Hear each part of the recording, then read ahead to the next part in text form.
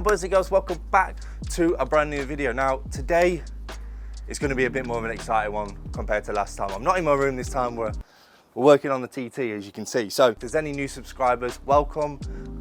Please remember to hit the like button on the video, and if you're not already subscribed, make sure you subscribe if you want to see more content on this TT. So this is my Audi TT Quattro Sport. I'll do a video as to like comparing this to the normal TT at some point. Anyway, so yeah, this is my TT Quattro Sport, and 2 videos we actually fixed the most common problem on the Audi TT Mark 1. However, in this video, I'm actually going to show you a fix as well for one of the other most common problems on the Audi TT Mark 1. Now, you might be asking, what do I mean by this? Let me show you. This is a cluster from an Audi TT Mark 1. Now, if you are interested in anything that I mentioned in this video, again, all the links will be in the description. You guys can go there. There is actually a guy that does this, and I'll explain what this means in a minute. We're not going to be fixing, obviously, all of this. We're going to be fixing this. So any TT Mark 1 owners out there will know that this is a huge problem. Everybody knows that if you're owning a Mark 1 TT, chances are that you've got a pixelated screen. So this is not like an installation video, but I'm actually going to show you what I've done to be able to replace it. It is very sort of like in-depth. So yeah, I'm going to show you a bit more about this. This is more like a showcase sort of video, but it's definitely something you guys should consider because it is a great upgrade and definitely something that sort of like modernizes the car a little bit. Anyway, I'm going to hop inside the vehicle. That's weird, I'm not American. I'm going to hop inside my TT and actually show you guys what it's all about. So let's get rid of this.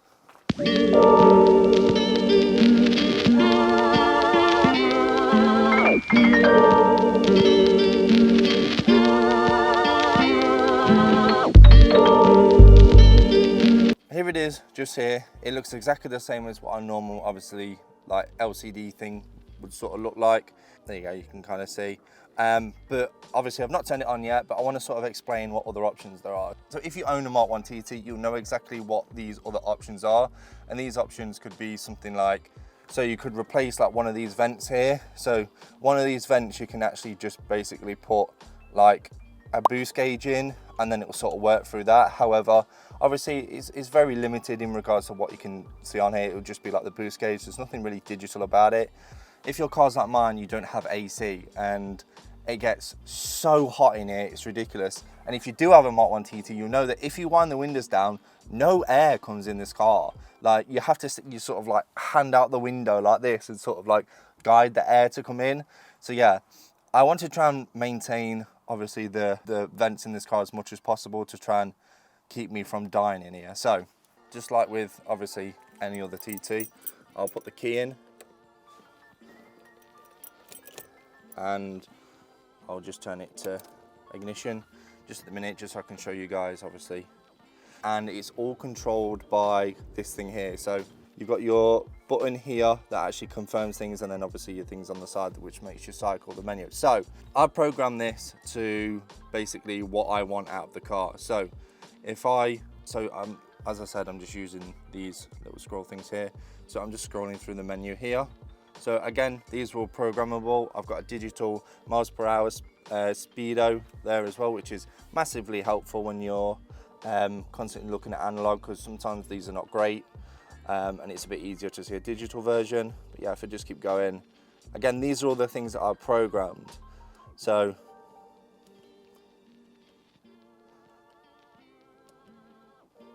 this one here I don't tend to use because it scares me how much fuel I go through in this car. So I try to keep it off this one.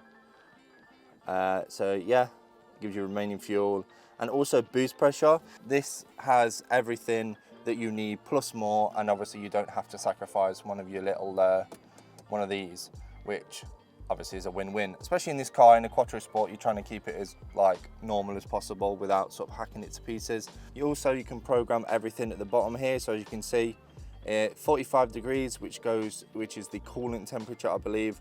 Obviously the battery, the left hand side, the ambient temperature, as well as the boost gauge. Again, this is all programmable, so you can do whatever you like. If I press down here, it brings me into the menu. So this here is the menu. So I can go through obviously all the measurements in here. So there's 2 different types of trip data. So this logs also everything as well when you're going through. So if you do a drive and you want to look at total fuel use, max boost, max torque, etc. You can see how much you've actually used per trip. And again, there's a second one as well. I think this takes a reading from somewhere else. Max speed 100. So summary, again, this is another one. So you can actually watch this live. This gives you all the information live. As you can see, the oil temperature is going down.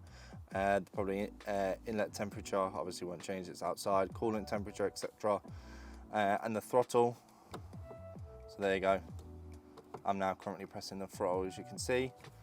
So that's all live data. Oil level, obviously something to potentially keep an eye on. This is obviously to measure your torque, so it does like measuring as well. So I've not done that, however you can do that. Acceleration, again, you can do your 0 to 60. Haven't done that yet because I'm scared to break the car. So these are the cool things as well. So graphs, you've got RPM, so you can choose as well what color you want them in. So going back again to the gauges.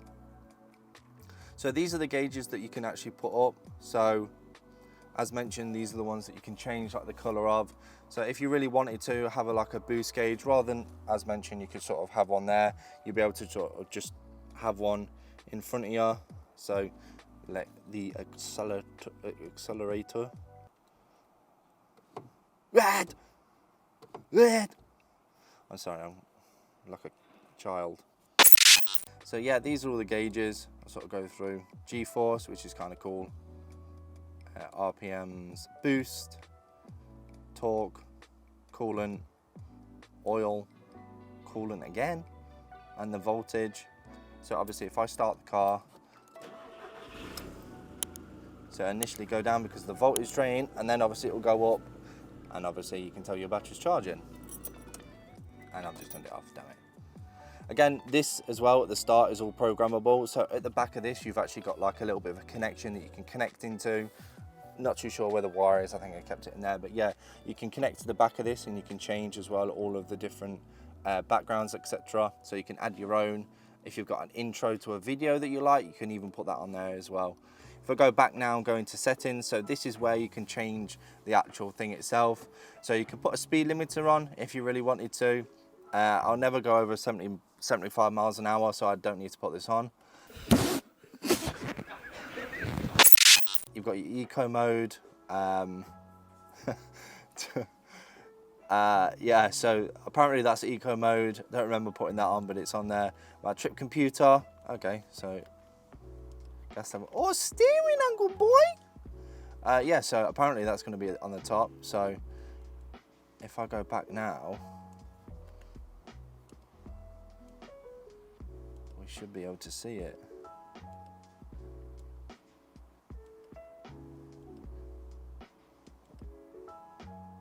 There we go. Remaining gas level. Is that American? That might be American. Let's go into settings. So calibration. So this is something that you'll do basically. You calibrate your speedo to the actual car itself. Consumption, gear ratios as well. So this gives you also a live feed out at the bottom. So at the bottom here when you're driving, it will tell you what gear you're in, which is quite nice. Gear assist tells you when to I should probably put this on actually, that'd be quite cool. So yeah, obviously must show you tells you when to upshift and when to downshift, etc. Here we go, the design. So as mentioned, this is like the thing that you can change. So if for example I wanted it as red, something a bit more that sort of fits into the background, as you can tell, that's probably a good thing to do. However, as you guys know, your boy likes the blue, so I am going to keep the blue. So moving on. Obviously these are your background colors. So this is the OK area. I won't go sort of through this. A lot of this as well is fairly obvious.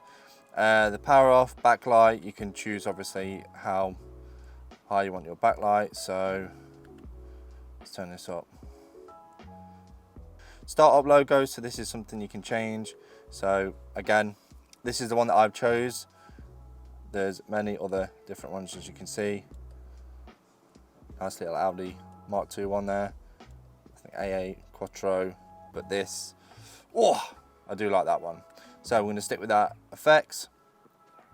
So this is when you basically like select a different thing on the front screen. So I've just kept it as sliding for now, but obviously there's other ones on there. Startup logo we talked about. Main screen, again, you can decide on whatever you want here. I'm not sort of going to go through everything on this. Like, this is very much a case of you being able to obviously go out and get this done. But yeah, this thing is so good, and I've used it so much, and it just saves like the sort of authenticity of the car. As mentioned, I haven't got like gauges like Matty had as well. Matty had like a thing that had 3 gauges in here, and if you look, you can barely even see out the fucking windscreen anyway. So if you've got all this shit in the way, like, you probably won't even see that car. So it's not great. And obviously this is very sort of like nice, it's sleek, it doesn't, again, obviously destroy your interior. Now, probably the best thing that I've obviously utilised, actually utilised it in the video where I had no boost. So this is almost like your inbuilt like code reader, if that makes sense. So you don't have to go out and buy anything else, you can simply just use what's in here. So if I go engine, I can select any of these to read a specific area. So if I go,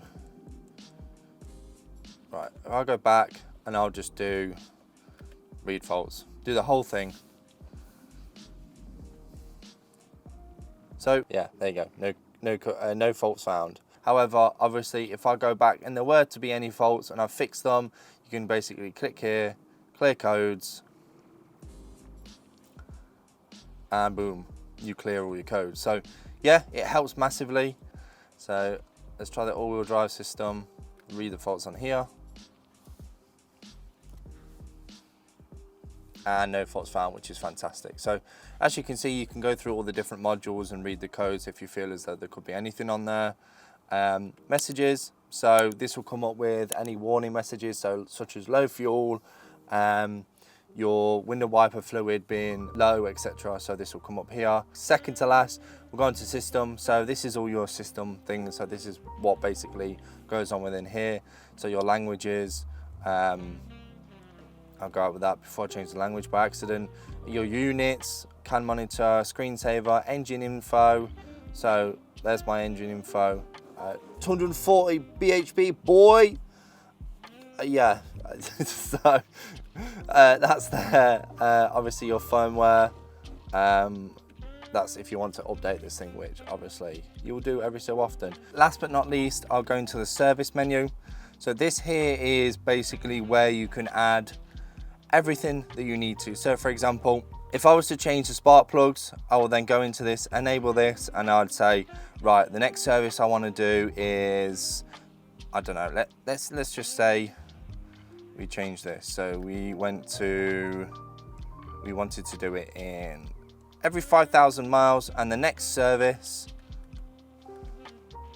is 9,000 miles, and I want it to warn me before I actually come to do it for 500 miles, so I can prepare for what I want. So then if I go back now to the service, so as you can see there, obviously I've got my change of oil, my spark plugs. So obviously as I drive, similar to the change of oil, it will go down. This is set for every 3,000 miles, and obviously inspection I did a similar sort of time or just afterwards. Spark plugs, again, if I was to do them, it will then come up. And once I've done it, I can then go to reset and reset it, and then boom, every 5,000 miles, as you guys know, it will then come up for me to do. And it will remind me every 500 miles. I mean, this covers everything. So your gearbox, your brakes, your belts, your filters, spark plugs, your suspension. So as mentioned, you have to do something to be able to reach this. Now, let me show you what I had to do. So in order to get this to work, if you remember the last video where we actually installed this, you would have saw a wire. So this, I don't know whether you can see it very well, you just about see it. So this blue wire just inside here, blue wire had to route into the back of the actual cluster itself, so into that new unit, run it across here, and then you have your map sensor that lives like just around here, I think. So yeah, I've had to wire that in and then basically just ran it all up here. Through there, cable tied it obviously to the other cables that are in here, made it look like OEM. You can't really see it, you don't really know, you wouldn't even know it's there if you were looking at it without me telling you. So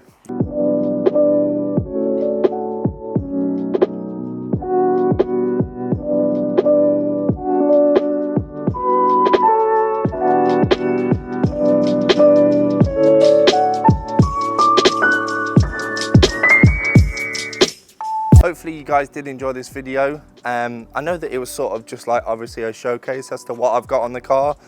I don't know why I've got this in my hand. Yeah, what I've got on the car. However, this mod I really do believe in. It's probably one of the best mods out here to actually do to your Mark 1 TT. It just makes obviously the car very modern. It looks nice, it functions really well, does what it needs to do without sort of destroying the car or hacking the car up into lots of pieces. And as well, if you are capable of doing some soldering, I do believe that you will be able to do this. So people are gonna hate me for putting this on here. Don't worry, it's not on the paint. Kind of. As mentioned, if you do want to replace this, again, I'll throw another image on the screen of what it actually looks like when it does go pixelated. Everybody seems to have problems with this. As mentioned, if you are interested in anything that I've mentioned in this video, links are in the description. If you do want me to capture sort of some like driving clips of this actually functioning, I am planning on doing like a POV again of this car because it's been a while. The GoPro that I used is very old and very like basically. So I am actually planning to go do another one of them. Channel's been doing absolutely amazing at the minute. I can't thank you guys enough. If you are interested in the other video I actually made on this, fixing the most common problem on the Audi TT itself, definitely recommend going to watch that. So yeah, thank you guys so much for watching. Please hit the like button as well if you like the video. Also subscribe as well. It means so much to me. We're doing so well at the minute. The subscribers are going up exponentially, which is fantastic.